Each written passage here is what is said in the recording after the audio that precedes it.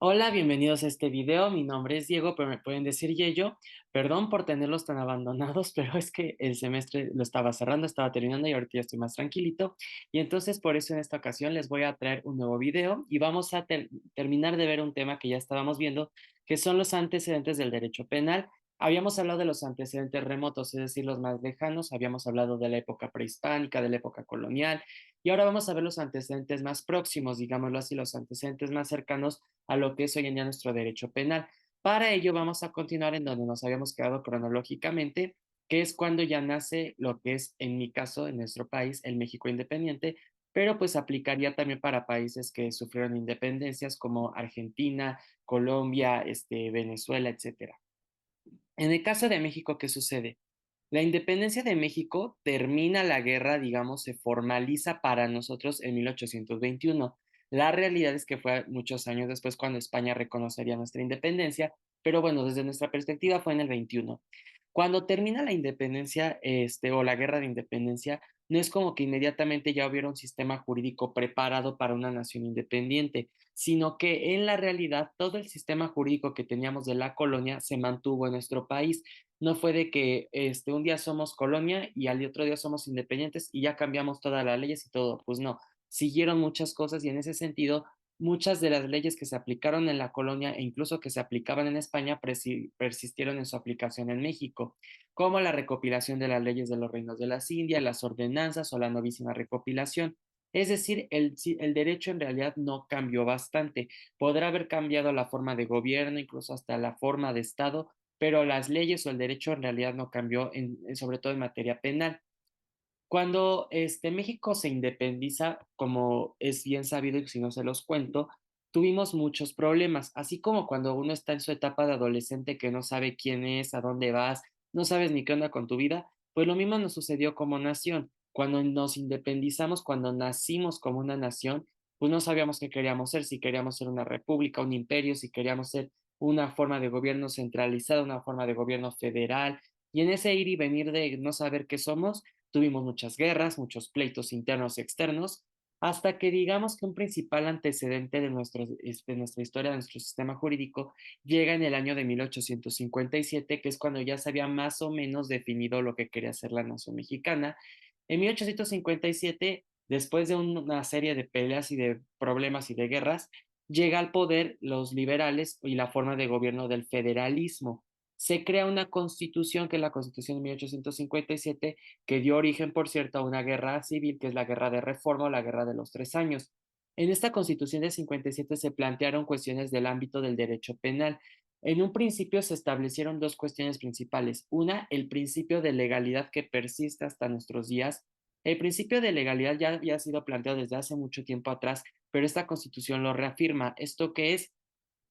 Básicamente no puede haber delitos sin ley, no puede haber penas sin ley y no puede haber un delito que no esté planteado en una ley penal. Es decir, no puede llegar el gobierno, la autoridad a detenerte y decirte estás detenido por el delito de abuso de confianza y en el Código Penal o en ninguna ley está establecido ese delito. No puede suceder esa cuestión.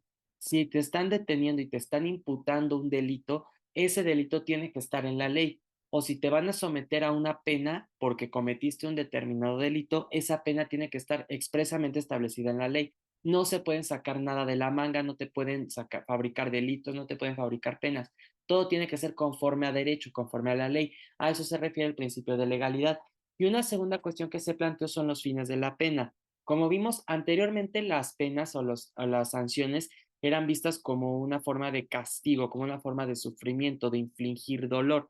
Esto es porque en un ámbito, digamos, de socialismo, de sociología, analizado por Michel Foucault, cuando una sociedad tiene conductas que considera como delitos y obviamente alguien comete esas conductas, lo que la sociedad quiere es que se le castigue.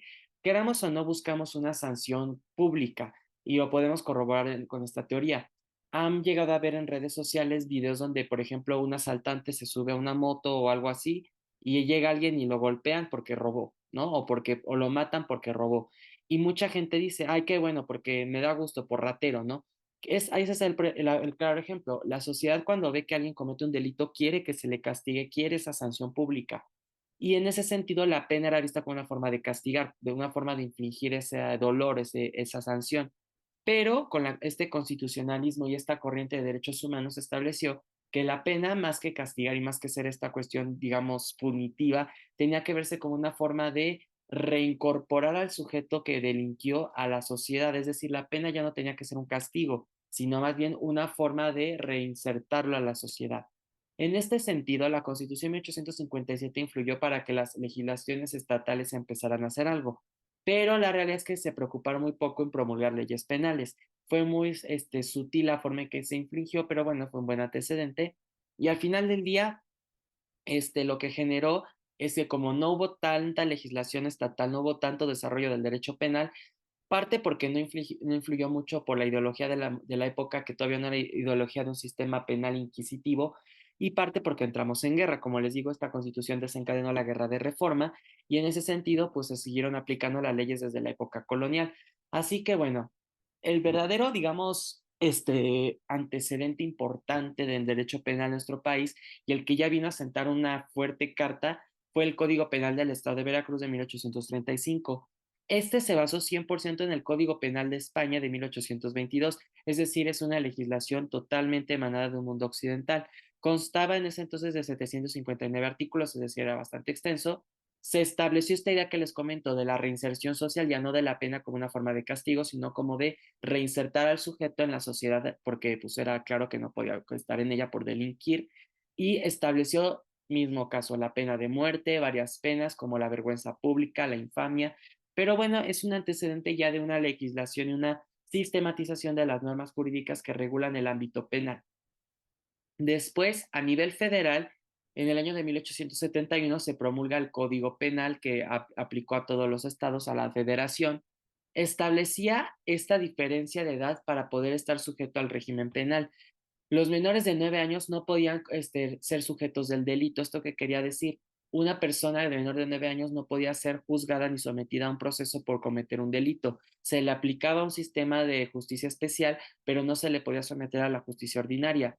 Es decir, se estableció un régimen especial para infantes delincuentes, digámoslo así, y se estableció que para mayores de 9 años, pero menores de 14 años, se les iba a considerar como sujetos de infracción. Es decir, los menores de 9 años no podían ser sometidos a un sistema de justicia ordinario, pero los mayores de 9 años y menores de 14 sí se les podía someter a un sistema de justicia para adolescentes, digámoslo así, un sistema de justicia más administrativo, más que jurídico o judicial.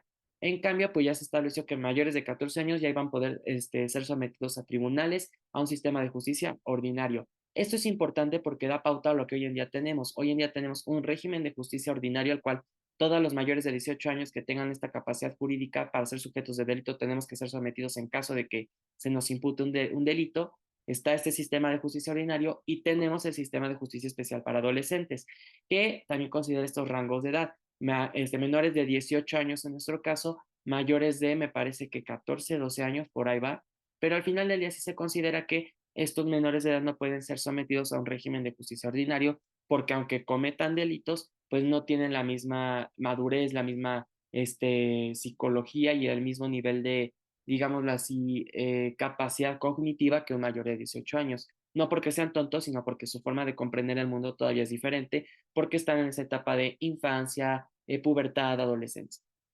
El Código Penal de 1871 estableció delitos como la embriaguez, es decir, medio México y media mundo ya estaría en la cárcel. Se estableció también el duelo. El duelo era cuando dos personas se retaban a dispararse entre ellas. Lo han visto que se paran así espalda con espalda, caminan y se disparan, ¿no? Se consideró delito. Y también, como en esa época primordiaba esta idea de laicidad y de que somos un Estado laico y fuera la iglesia y que la iglesia es de lo peor, se consideró que celebrar ceremonias religiosas en la vía pública se iba a considerar como delito también. Hoy en día esto ya no es así, se permite que se lleven a cabo actos religiosos en vía pública, siempre y cuando se ciña lo que establecen los reglamentos y leyes estatales, locales, etcétera. Se estableció que las mujeres y los adultos mayores no podrían ser sometidos a la pena de muerte. Esto por esta ideología, pues hasta cierto punto machista, que se tenía de que las mujeres pues tenían un régimen jurídico diferente. Hoy en día sabemos que esto no es así, pero bueno, se estableció que los únicos sujetos que se les podría aplicar la pena de muerte de manera oficial serían a los varones y siempre y cuando no fueran adultos mayores. Esto por lo que respecta al Código Penal de 1871. Este rigió durante mucho tiempo y hasta después de la Revolución Mexicana. La Revolución Mexicana inicia en 1910. Para el año de, ay, disculpen el ruido que se está haciendo aquí, para el año de 1931, después de que ya se acabó la guerra, en teoría, y después de que ya se estableció la nueva constitución, que es la constitución que actualmente nos rige en México, que es la constitución de 1917, para el año de 1931 se expide un nuevo código penal. Este estableció las características del delito que debía de ser instantáneo, permanente o continuado, estableció los individuos que se considerarían autores del delito, autor material, autor intelectual, encubridor, etcétera. Se estableció la anulación de la pena de muerte, que también esto ya es una cuestión que se reconocería años después en tratados internacionales como la Convención Americana de Derechos del Hombre. Se estableció como penas, por ejemplo, la prisión, el confinamiento, la amonestación. Se establecieron delitos que se considerarían como graves porque serían una afectación mayor a los bienes de la sociedad o a los bienes que la sociedad considera como tutelados o tutelables, como traición a la patria, genocidio, terrorismo. Estos obviamente se vería mayormente reforzado después de la Segunda Guerra Mundial, sobre todo estos delitos de genocidio y terrorismo, porque pues bueno, fueron delitos que vimos con los nazis y se consideraron incluso delitos de lesa humanidad, es decir, en contra de la humanidad propia. Y se estableció esta idea de que la pena va en miras a reinsertar a la sociedad, va en busca de que la persona que delinquió se reincorpore al ámbito social, no que se le castigue, ni que se le torture, ni que se le maltrate, sino que se le reincorpore al ámbito de la sociedad. Este código de 1931 contuvo 429 artículos, tuvo 91 reformas y obviamente abrogó al Código Penal de 1871, es decir, lo sustituyó totalmente en su aplicación. Este código penal subsiste hoy en día, pero en el año de 2018 se llevó a cabo una reforma al ámbito penal totalmente importante porque veníamos de un sistema penal llamado inquisitivo. Este sistema penal inquisitivo tenía una forma de llevar a cabo los procesos muy especial y para el año del 2008, perdón, se estableció que la situación penal en México ya era totalmente insostenible. Solamente el 15% de delitos eran denunciados, el 95% de las sentencias eran para condenar personas, el 90% de las sentencias tomaban como base la confesión del acusado, es decir, obligaban a las personas a imputarse delitos o incluso hasta se les torturaba para que se declararan culpables y solamente el 2% de las personas que eran acusadas cumplían verdaderamente con una sentencia. Y ahora la pregunta también venía, ¿cuántas de esas personas condenadas verdaderamente eran las culpables? Porque como podemos ver, había esta corrupción en la cual agarraban gente, las torturaban para que se incriminaran y pues decían que eran los culpables y entonces se presentó una crisis judicial muy importante y esto llevó a que en el 2008 se llevara a cabo una reforma que pasamos en teoría de un sistema penal inquisitivo a un acusatorio oral. En el sistema penal acusatorio oral que actualmente tenemos se establece la presunción de inocencia como norma. Toda persona que llega a un proceso penal se le tiene que considerar inocente hasta que se demuestre lo contrario y la persona que tiene que demostrar que es culpable es quien se le está señalando. Quien señala tiene la carga de la prueba. Si yo digo que alguien mató a otra persona, yo soy el que lo tiene que probar, no la persona imputada. En el sistema antiguo pues era totalmente diferente. En el sistema antiguo era tú eres culpable hasta que tú me demuestres que eres inocente. Es decir, si a mí me acusaban de robo, yo era el que tenía que demostrar que yo no había robado. Totalmente violatorio de derechos humanos. En el sistema penal acusatorio oral actual hay un juez presencial que va a estar llevando nada más el hilo de la sesión, es decir, va a escuchar a las partes y hasta ahí. Anteriormente todo era por expedientes escritos y el Ministerio Público era el que tenía la mayor carga de prueba. En el sistema acusatorio oral actual hay una participación tanto del acusado como de las víctimas y de los ofendidos. El ofendido es quien resiente directamente las consecuencias del hecho delictivo. Las víctimas son aquellos que de manera colateral resienten sus consecuencias, como familiares, amistades, pareja, etcétera. El sistema inquisitivo anterior pues limitaba la participación de estos agentes, confiriéndolo casi todo a la parte de la investigación. El sistema acusatorio oral actual establece la racionalización de la prisión preventiva. Hoy en día está la prisión preventiva justificada, que es aquella que se va a dictar únicamente cuando, uno, hay riesgo de que la persona imputada se escape; dos, hay riesgo de que la persona imputada ponga en peligro la investigación o el caso; tres, hay riesgo de que la persona víctima o de que los ofendidos o de que los testigos corran peligro si esa persona imputada está en libertad. Entonces, solamente en esos tres casos se puede dictar una prisión preventiva justificada. Actualmente, anteriormente, mejor dicho, estaba la llamada prisión preventiva oficiosa. ¿Esto qué es? Que cuando una persona era señalada por un determinado delito establecido en la ley, se le tenía que someter a prisión directamente y ya después se investigaba si lo había cometido o no. Esto era porque el probable delito que había cometido era grave. Esta prisión preventiva oficiosa ya ha sido declarada contraria a derechos humanos 2 veces en lo que va del año. La Corte Interamericana le ha dicho al Estado mexicano que no puede persistir en esta figura. Aún está en la Constitución, pero ya se declaró inconvencional y por lo tanto tendríamos que reformar la Constitución porque ya no se puede llevar a cabo.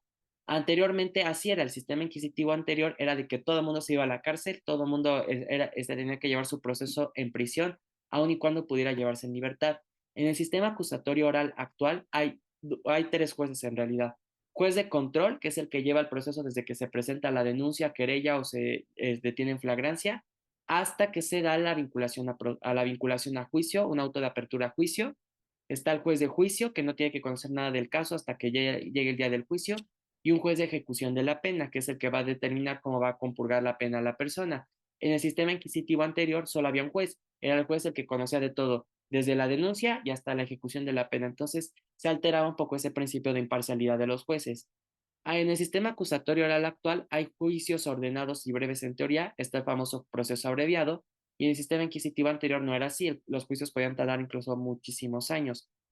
Hoy en día las cosas no es que hayan mejorado mucho, cabe mencionar, porque aun y cuando tenemos este sistema acusatorio oral, la ideología que aún tiene los jueces, los que operan el derecho, los abogados incluso, es de un sistema inquisitivo. Aún hay muchas deficiencias y aún y cuando se establecen estos beneficios, la realidad es que el proceso sigue siendo más favorable para el Ministerio Público y para la Fiscalía.